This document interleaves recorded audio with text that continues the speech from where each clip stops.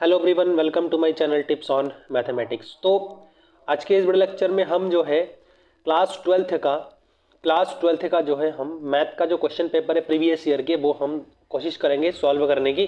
ठीक है ना। तो देखिए ये क्या है, इंटरमीडिएट परीक्षा वर्ष 2021-22, मतलब प्रीवियस ईयर में जो भी क्वेश्चन हमारे आए थे उनके हम क्वेश्चन को वन बाय वन थोड़ा सा सॉल्व करने की और कोशिश करेंगे। ठीक है, ताकि इस बार जो है आपको एग्जाम में बिल्कुल भी कोई परेशानी का सामना करना ना पड़े। ठीक है, गणित प्रतिदर्श प्रश्न पत्र है ये। ठीक है, ये सिर्फ हमारा क्वेश्चन पेपर है जैसा कि आप लोगों को एग्जाम में पूछा जाएगा। ठीक है, सिर्फ ऐसे क्वेश्चन ही रहेंगे। इसमें क्या कहा है, समय कितना दे रखा है, 3 घंटे 15 मिनट। अच्छा, इसमें आपको एक चीज ध्यान रखना, जो आपका सिर्फ 15 मिनट दिया हुआ है ना, ये 15 मिनट आपको सिर्फ पढ़ने के लिए दिया है। आपको क्या करना है, क्वेश्चन पेपर को हाथ में आते ही पढ़ना स्टार्ट कर देना है। देखो यहाँ पे लिखा हुआ है, निर्देश प्रारंभ में 15 मिनट परीक्षार्थियों को प्रश्न पत्र पढ़ने के लिए निर्धारित है। ये बहुत इंपॉर्टेंट पॉइंट है। ऐसा नहीं है कि आप मिलते ही सॉल्व करना स्टार्ट कर दिया, नहीं। आपको क्या करना है, सबसे पहले क्वेश्चन को पढ़िए। ठीक है, क्वेश्चन में क्या दिया हुआ है उस चीज को आप जो है एनालाइज करिए और वो चीज देखिए कि आपको सबसे पहले कौन सा क्वेश्चन आता है। तो चलिए एक बार हम जो है पढ़ लेते हैं। इस प्रश्न पत्र में कुल 9 प्रश्न है। ठीक है, सभी प्रश्न हमारे क्या है, अनिवार्य है। बोल रखा है इन्होंने कि सभी प्रश्न आपके क्या है, अनिवार्य है। ठीक है, उसके बाद प्रत्येक प्रश्न के प्रारंभ में स्पष्ट उल्लेख है कि उनके कितने खंड है, मतलब हर एक क्वेश्चन में इतना जरूर दिया गया है, इतना दिया गया है कि भाई कितने क्वेश्चंस है। ठीक है, हर एक क्वेश्चन के कितने हमारे जो है पार्ट है। ठीक, वही चीज बताया गया। अच्छा, उसके बाद चलते हैं, प्रत्येक प्रश्न के अंक जो है उनके सम्मुख दिया, मतलब कौन जो क्वेश्चन हम कर रहे हैं उस क्वेश्चन कितने नंबर क्वेश्चन को हम सॉल्व कर रहे हैं, वो उसका जो आंसर नंबर है वो दिया गया, कितने मार्क्स मिलेंगे, मतलब आप उसको सॉल्व करेंगे तो। उसके बाद देखिए, प्रथम प्रश्न से आरंभ कीजिए और अंत तक करते जाइए। जो प्रश्न ना आता हो उसमें समय जो है आपको क्या नहीं करना है, व्यर्थ नहीं करना है। आता हो उसमें व्यर्थ समय नष्ट ना करें। तो क्लियर यहाँ पर देखिए, हर एक जो है आपको इंस्ट्रक्शन यहाँ पर दिया गया है। तो सबसे पहला काम तो आपको यही करना है कि सारे के सारे दिए गए निर्देशों को आप अच्छी तरह से जो है पढ़ेंगे, उसके बाद आप क्वेश्चन को सॉल्व करना स्टार्ट करेंगे। लास्ट वाला जो पॉइंट है बहुत इंपॉर्टेंट पॉइंट है, सभी बच्चे इसको बिल्कुल ध्यान रखेंगे और इसको पूरा फॉलो भी करेंगे। ठीक है ना, यहाँ पर बता रखा है कि प्रथम प्रश्न से आरंभ करना है, मतलब आपको पहले से स्टार्ट करना है। ठीक, पहले से स्टार्ट करना है। अब ऐसा नहीं कि पहले से स्टार्ट करना है तो बीच में से मुझे कोई क्वेश्चन नहीं आ रहा तो हम उसी में अटक के रह गए और उसी में जो है हम करते रह गए। तो उससे क्या होगा, आपको क्वेश्चन भी सॉल्व नहीं होगा और टाइम भी आपका बहुत ज्यादा खराब हो जाएगा। तो यही बात आपको थोड़ा सा ध्यान रखना है और आपको क्वेश्चन को, जो क्वेश्चन नहीं आ रहा है जस्ट उसके आगे वाले में चले जाना है। बाद में अगर समय आपके बचता है तो उस क्वेश्चन पर दिमाग लगाइए, उसको सॉल्व करिए। ठीक है, चलिए देखिए, बहुत ही अच्छा है। पहला जो इसमें दे रखा है, इसमें ये कहा है कि सही विकल्प चुनकर, पहला है सही विकल्प चुनकर अपनी उत्तर पुस्तिका में लिखिए। जो सही विकल्प होगा वो आपको जो है क्या करना है, चुनकर के उत्तर पुस्तिका में आपको लिखने हैं। ठीक है ना, और काफी अच्छे अच्छे क्वेश्चंस हैं। देखिए ये सारे क्वेश्चंस हो सकते हैं कि आपको रिपीट हो। अच्छा, क्वेश्चन रिपीट हो ये मैटर नहीं करता है, क्वेश्चन रिपीट हो ये मैटर नहीं करता है। क्वेश्चन जो है किस फॉर्मेट में आ रहा है, आने का क्या तरीका है, वो चीज हमको थोड़ा सा ध्यान रखना है। ठीक है, तो चलिए एक एक करके क्वेश्चन हम जो स्टार्ट करते हैं इसको थोड़ा साइड कर लेते हैं, उसके बाद हम जो है क्वेश्चन को स्टार्ट करते हैं। चलिए एक बार पहला क्वेश्चन जो है उसको पढ़ लेते हैं। देखिए क्या कहा है पहला क्वेश्चन ये कहा है कि मान लीजिए कि f(x) आपका दिया हुआ है 3x और एक फंक्शन आपका जो है एक फलन है जो कि f(r) to r जो है मैप हो रहा है। तो आपको सही उत्तर बताना है कि आपका जो फंक्शन दिया गया है वो आपका कौन सा है, एकाकी आच्छादक है, बहु एकक आच्छादक है, f एकाकी है परंतु आच्छादक नहीं है, f ना तो एकाकी है और ना ही आच्छादक है। देखिए अब आप लोगों को ये सारी डेफिनेशन क्लियर होना बहुत जरूरी है। अगर आपको नहीं आता है तो इसको प्लीज आप लोग एक बार देख लीजिए कि एकाकी क्या होता है, आपके आच्छादक क्या होते हैं, बहु एक आच्छादक क्या होते हैं, एकाकी क्या होता है। ठीक है, ये सारी चीजें आप लोग एक बार अच्छी तरह से इसको जान ले। ठीक है, तो आपको ज्यादा दिक्कत नहीं होगी। ठीक है, अब चलिए हम जो है देखते हैं कि किस प्रकार से इन सब क्वेश्चनों को सॉल्व कर सकते हैं। अब देखिए ऐसा है ना, ये क्वेश्चन आपके जो है 1 नंबर मिलेंगे, तो 1 नंबर वाले क्वेश्चन में आपको ज्यादा समय बर्बाद नहीं करना है। क्या नहीं करना है, समय आपको ज्यादा बर्बाद नहीं करना है। तो देखिए इन्होंने ये कहा है कि f आपका जो है फंक्शन दे रखा है। ठीक, फंक्शन आपका क्या दे रखा है, 3x दे रखा है। ठीक है, एफ एक्स जो दिया है वो आपका 3x गिवन है।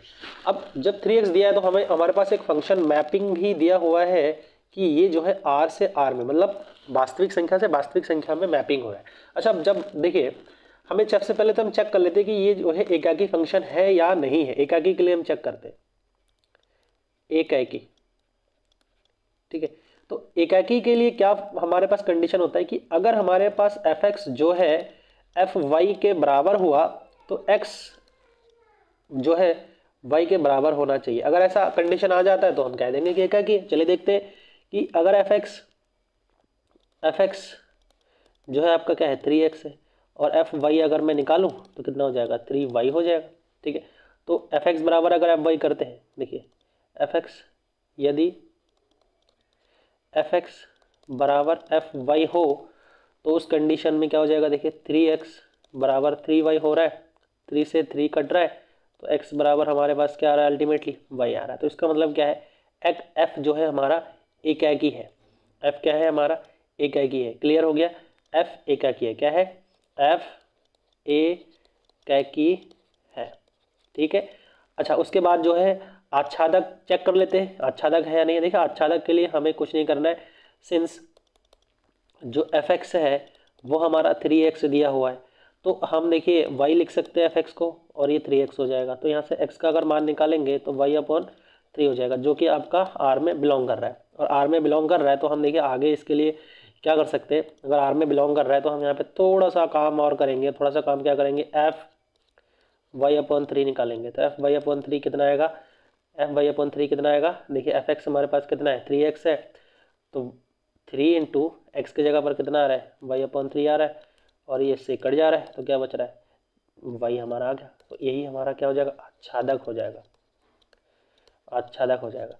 देखिए ये तो मैंने आपको मैथमेटिकल लैंग्वेज में आप लोगों को समझाने की कोशिश किया है कि ये जो है आपका कैसे आच्छादक होगा और कैसे एकाकी होगा, लेकिन आप समझने के लिए देखिए इसमें बहुत अच्छी तरीके से समझ सकते हैं कि अगर हमारे पास एक सेट ए है और एक सेट बी है, ए है और दूसरा सेट हमारा बी है, तो हर एक जो है वैल्यू के लिए एक पर्टिकुलर अलग अलग हमारे पास वैल्यू के साथ मैपिंग हो जाए तो उस कंडीशन में उसको हम बोलते हैं एकाकी बोलते हैं, ठीक है ना, एकाकी बोलते हैं। अच्छा, अगर हर एक का जो है एक प्री इमेज इसमें एग्जिस्ट करता हो तो उस कंडीशन में उसको आच्छादक भी बोलेंगे। तो देखने में ये आ रहा है कि ये जो हमारे पास फंक्शन दिया हुआ है वो वन वन मतलब एकाकी भी हो रहा है, एकाकी भी हो रहा है और साथ में एक आच्छादक भी हो रहा है, ठीक है ना, आच्छादक।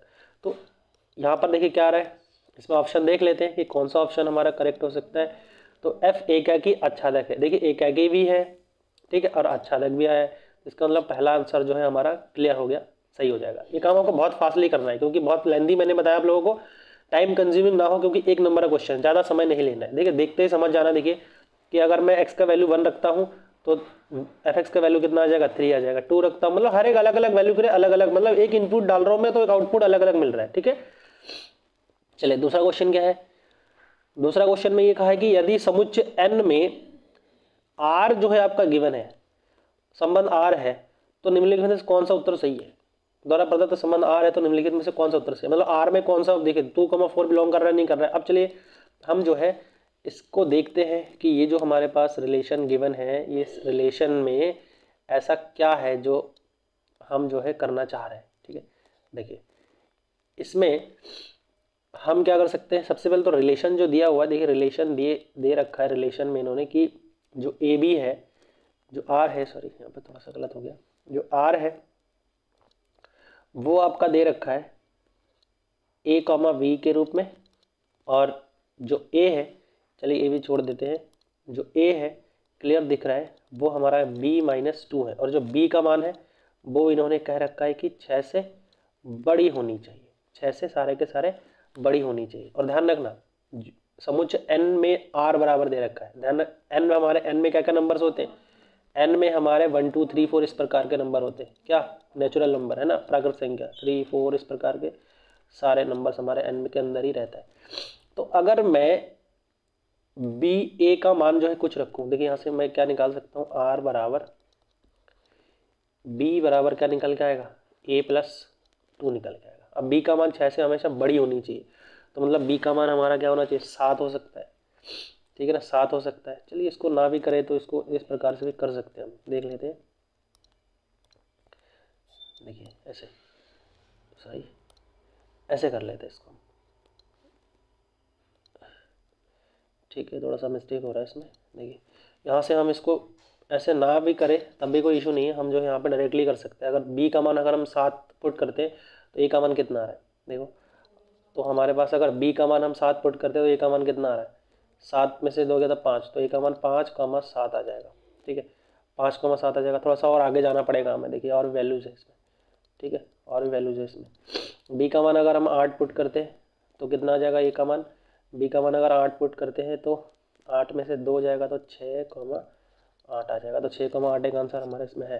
तो ये हम देख सकते हैं जनरली। ठीक है, उसके बाद देखिए ये क्वेश्चन यहाँ पर जो है दूसरा दे रखा है, और इस क्वेश्चन का हम जो है सॉल्यूशन निकालते हैं। देखिए समाकलन दे रखा है इन्होंने कि आई इंटीग्रेशन एक्स ई की power x of d x का मान कितना होगा। देखिए इसका जो मान होगा, इसका सॉल्यूशन करने के लिए हमारे पास एक तरीका है, वो मैं आपको बता रहा हूँ। देखिए हमारे पास जो फंक्शन है, चलिए इसको सॉल्व आउट करते हैं। ठीक है, देखिए इंटीग्रेशन एक्स इंटू ई की पावर एक्स है, सॉरी एक्स इंटू ई की power x of d x है। देखिए एक I L A T E ILATE का रूल होता है। ठीक है, जिसमें इनवर्स, लॉगरिथम, एल्जेब्रिक, ट्रिगोनोमेट्रिक और एक्सपोनेंशियल होता है। एक्सपोनेंशियल लास्ट वाला फंक्शन होता है, फर्स्ट इंटू सेकंड वाला हम लगाएंगे। तो एल्जेब्रिक फर्स्ट है, तो ये फर्स्ट फंक्शन हो जाएगा और ये हमारा सेकंड हो जाएगा।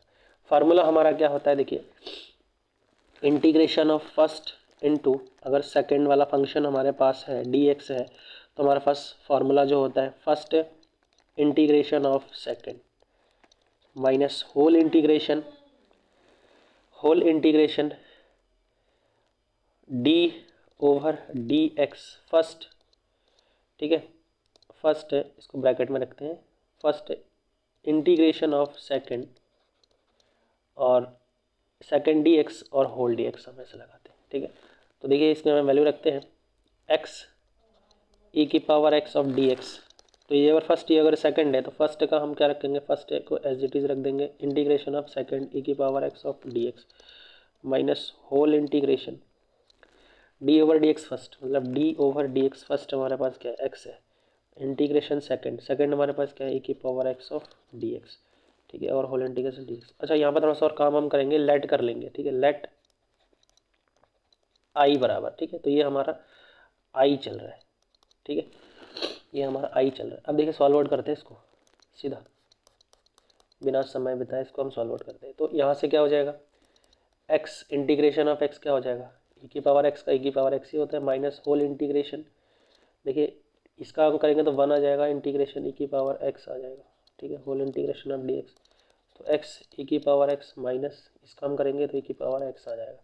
ई की पावर एक्स कॉमन ले लेंगे तो एक्स बचेगा, एक्स माइनस 1 बच रहा है। तो ये आंसर इसमें है या नहीं है, चलिए देखते हैं। ई की पावर एक्स एक्स माइनस 1, ठीक है, ये आंसर इसमें है, ये है इसमें आंसर। तो थर्ड वाला इसका सॉल्यूशन हो जाएगा। ठीक है, तो आई होप कि आप लोगों को जो है क्लियर हो गया होगा जो 3 क्वेश्चन हमने करे। ठीक, अच्छा अब जो है नेक्स्ट पेज पर चलते हैं और उसमें हम जो है थोड़ा सा कोशिश करते हैं समझने की। ठीक है, देखिए इसमें दे रखा है अवकल समीकरण दे रखा है आपका। ठीक, अवकल समीकरण एक अवकल समीकरण है जिसमें आपको बताना है कि इसकी कोटि कितनी है। कोटि के लिए देखिए मैंने एक चीज़ बता रहा हूँ आपको, कोटि के लिए आपको हमेशा ध्यान रखना है कि जितना मैक्सिमम टाइम डिफरेंशिएट किया जाएगा किसी भी इक्वेशन में, आपको देखना है कि डिफरेंशियल इक्वेशन में मैक्सिमम डिफरेंशियल इक्वेशन कौन सा, डिफरेंशियल कोएफिशिएंट कितना है, कितनी बार डिफरेंशिएट किया गया है। ठीक है, तो जितनी बार डिफरेंशिएट किया जाएगा मैक्सिमम, देखिए इसमें हम देख सकते हैं मैक्सिमम टाइम इसमें जो है आपका 2 बार डिफरेंशिएट किया गया है। तो इसका मतलब इसकी जो कोटि हो जाएगी वो हमारा कितना हो जाएगा, 2 हो जाएगा। कभी कभी देखिए कोटि और घात भी पूछ लेते हैं, घात पूछने का, घात उसी का जिसका हम डिफरेंशियल कोएफिशिएंट देख रहे हैं उसका घात देखना कितना है, 1 है, तो घात अगर पूछते तो 1 हो जाता। तो बहुत सरल है। ठीक है, उसके बाद देखिए नेक्स्ट क्वेश्चन क्या है, नेक्स्ट क्वेश्चन बहुत ईजी है। ठीक है, काफ़ी ईजी है, ये आपके दूसरे बुक से पूछा गया है क्वेश्चन। देखिए इसमें क्या करें, सदिश आपका दिया हुआ है एक और दूसरा सदिश ये दिया है, कह रहे कि लंबवत है तो लैम्डा का मान निकालना है। देखिए मैं आप लोगों को एक फॉर्मूला बता रहा हूँ, बहुत इम्पोर्टेंट है, ठीक है, और इम्पोर्टेंट के साथ साथ आपको समझने के लिए बहुत कुछ मिलेगा। देखिए लंबवत के लिए हमने एक क्वेश्चन पढ़ा था, एक मतलब कंडीशन हमने पढ़ा था, और कंडीशन क्या था कि vector a dot vector b जो होता है आपका, वो हमारा होता है ए बी कॉस थीटा होता है। अब लंबवत की कंडीशन बोला है तो थीटा बराबर क्या हो जाएगा, ऑब्वियसली बात है 90 डिग्री होगा। अच्छा अगर थीटा बराबर 90 डिग्री हुआ तो ए डॉट बी बराबर क्या हो जाएगा, ए बी, अरे यहाँ पे थोड़ा सा गलत हो गया, a b a into b, और कॉस 90 का मान आपको पता है 0 होता है कॉस 90 का मान। तो इसका मतलब क्या है, ए डॉट बी बराबर हमारा 0। ये हमारा जो है परपेंडिकुलर का कंडीशन होता है कि कभी भी दो सदिश अगर हमारा परपेंडिकुलर है, लंबवत है, तो उस कंडीशन में हम जो है कैसे उसको बता सकते हैं, ठीक है। तो दोनों का डॉट प्रोडक्ट हमारा 0 होगा तो हम ये कह सकते हैं कि दोनों जो हमारे पास सदिश दिया हुआ है वो परपेंडिकुलर। चलिए हम डॉट प्रोडक्ट निकालते हैं और 0 के बराबर उसको रखते हैं, क्योंकि कंडीशन ऑफ परपेंडिकुलरिटी हमने अभी क्या देखा, जस्ट यही देखा। तो कंडीशन ऑफ परपेंडिकुलरिटी के लिए हम देखिए यहाँ पर बात करते हैं, इसको हम जो है ऊपर जो है वो कर देते हैं, ठीक है। देखिए क्वेश्चन में क्या है, यहाँ से हम इसको इधर सॉल्व आउट कर लेते हैं। 2i प्लस 3j प्लस के, ठीक है, एक सदिश हमारे पास दिया हुआ है। चलिए इसको इधर सॉल्व आउट, इसको इधर रख लेते हैं, हम जो है इधर सॉल्व कर लेते हैं, ठीक। इसमें इन्होंने दे रखा है एक सदिश, हम इसको a मान लेते हैं। ए वेक्टर बराबर आपका दिया हुआ है 2i प्लस जे प्लस के, और एक बी वेक्टर आपका गिवन है जो कि है i minus I vector minus 4j plus lambda के, और इसी लैम्डा का मान ही हमें निकालना है। तो a डॉट बी बराबर 0 होना है, क्योंकि परपेंडिकुलर कह रहा है, बता रखा है कि ये लंबवत है। तो हम रखते हैं, देखिए 2i प्लस जे प्लस के, और डॉट प्रोडक्ट है i माइनस 4j प्लस का लैम्डा के इज इक्वल टू 0। अब देखिए क्या करते हैं हम, i का i के साथ मल्टीप्लाई होता है, 2 इंटू 1 प्लस 1 इंटू माइनस का 4 प्लस का 1 इंटू इसके साथ कोफिशिएंट क्या है लैम्डा इज इक्वल टू 0। तो 2 minus 4 plus lambda is equal to 0, यहाँ से आ जाएगा माइनस का 2 plus lambda is equal to 0। तो lambda is equal to ultimately हमारे पास कितना आ जाएगा, 2 आ जाएगा। तो आई थिंक हम लोगों को क्लियर हो गया, लैम्डा इज इक्वल टू कितना आना है, लैम्डा इज इक्वल टू हमारा जो है 2 आ जाएगा। तो ये सेकंड नंबर आंसर हमारा करेक्ट हो जाएगा। उसके बाद देखिए इन्होंने बोल रखा है नेक्स्ट क्वेश्चन इन्होंने ये बता रखा है कि cot inverse minus root 3 minus 1 upon root 3 का जो है मुख्य मान निकालना है। तो मुख्य मान निकालने के लिए देखिए आप लोगों ने पढ़ रखा है, मुख्य मान निकालने के लिए आप लोगों ने पढ़ रखा है, देखिए कॉट का वैल्यू आपको देखना है कि किसमें ये जो है आपका आता है, ठीक है ना। आपको कोऑर्डिनेट ज्योमेट्री का जो है जानकारी होना बहुत ज़रूरी है, ठीक है। कोऑर्डिनेट ज्योमेट्री अगर आपको नहीं आता है ना तो आपको बहुत दिक्कत होगी। इसीलिए देखिए यहाँ पर ट्रिग्नोमेट्री का कोऑर्डिनेट ज्योमेट्री आपको पता होना ज़रूरी है, ठीक है।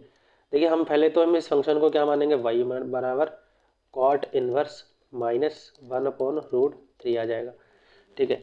अब हमको देखो हम ये जानते हैं सिंस कॉट इनवर्स माइनस का जो x होता है वो हमारा क्या होता है, pi minus cot inverse x होता है, सीधा एकदम। तो देयरफॉर हमारे पास क्या आ जाएगा, कॉट इनवर्स माइनस का 1 upon root 3 is equal to pi minus cot inverse 1 upon root 3 आ जाएगा, ठीक है। 1 अपॉन रूट 3 आ जाएगा। अच्छा अगर 1 अपॉन रूट 3 आ रहा, देखिए अब हम क्या कर सकते हैं, सॉल्व आउट करेंगे इसका। पाई माइनस ये किसका वैल्यू है, ये पाई/3 का वैल्यू है कॉट में, ठीक, पाई/3। तो इसको सॉल्व आउट करेंगे तो 2 पाई/3 इसका आंसर आ जाएगा, ठीक है। 2 पाई/3 इसका आंसर आ जाएगा। तो 2 पाई/3 इसका आंसर है, हाँ तो इसका आंसर 2 पाई/3 आ जाएगा, कोई दिक्कत नहीं। मुख्य मान ज्ञात करना है तो 2 पाई/3 आ जाएगा, ठीक है। हम इसका मान लिख सकते हैं 2 पाई/3, ठीक है। उसके बाद देखिए इसमें एक क्वेश्चन पूछ रखा है, उन्होंने बता रखा है कि जो आपका ये फंक्शन है, ठीक है, जो आपका ये फंक्शन है इसको जो है आपको बताना है कि ये संतत है ना, संतत है। काफ़ी लेंदी क्वेश्चन है लेकिन 1 नंबर में दिया है। ये आपको दिखाना है कि ये संतत है। हालांकि इसको जो है 2 से 3 नंबर के कैटेगरी के क्वेश्चन में रखना चाहिए था। ठीक है, बहुत इजी है। डिफरेंशिएबिलिटी वाले चैप्टर से ये क्वेश्चन पूछा गया है, फिर कंटिन्यूटी वाले चैप्टर से, लिमिट वाले चैप्टर से इसी से पूछा गया है, तो कोई दिक्कत नहीं है, घबराने वाली बात नहीं है। तो देखिए यहाँ से हम जो है इसको लिखते हैं। ठीक है, सॉल्व आउट करते हैं। बहुत सही क्वेश्चन है। आपको एक फंक्शन दिया गया है एफ एक्स बराबर मॉडुलस एक्स, सॉरी यहाँ पर थोड़ा सा इसको सही से लगा, मॉडुलस एक्स, और इन्होंने ये बता रखा है कि आपको जो है 0 पर इसका कंटिन्यूटी बताना है कि संतत है, कि एक्स बराबर 0 पर ये क्या है, कंटिन्यूस है। एक्स बराबर 0 पर, एक्स बराबर 0 पर जो है सतत है।